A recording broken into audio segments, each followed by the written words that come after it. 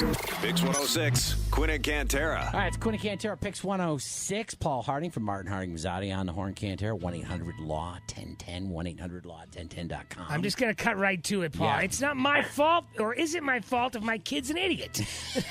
I think I'm going to go ahead. I don't know the answer. I think it is your fault. Jim Gaffigan's like an 11-year-old.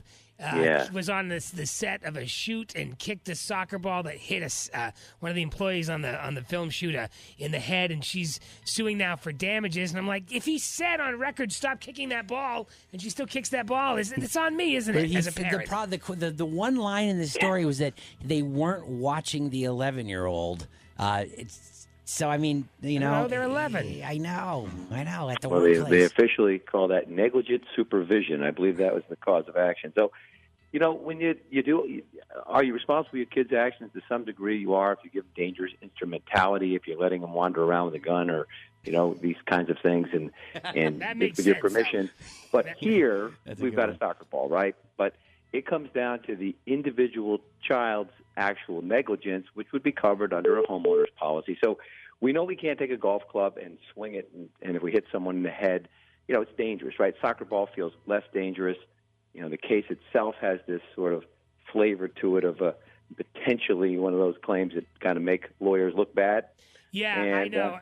I know. And we didn't do that on purpose. You know why I brought it up? Because Gaffigan, in my opinion, is like the most perfect comedian going. He's a family man. So the fact that he was even being sued by anyone was really what was shocking to me. Right. Yeah, I guess there's some neighbors came out and said, listen, this person had been injured, was kind of injured before. And, it's got that flavor. But at the end of the day, if your child is out there and you've got, again, depending on age, if you have a 3-year-old who kicks a soccer ball, there's no claim. An 11-year-old kicks the ball right in front, right where somebody is and hits them in the head. Now, I don't know what injury, that they have, but at the end of the day, yes, it's a cause of action. Yes, it will probably go away very quickly, and Jim Gaffigan will have a tremendous amount of material to talk about That's a good point. as it pertains to lawyers.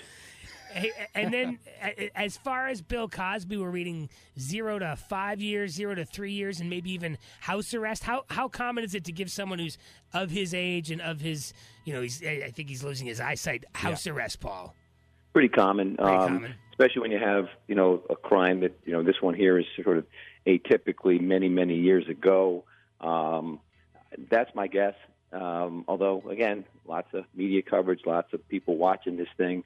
The judge may feel a little more pressure to do something and give them a limited jail time and then remaining time at home. All right. Well, we'll find out today. I guess the sentencing's going to come down day 2 of that hearing. Pretty insane week we got going on here, legal-wise. Sure is. Yeah.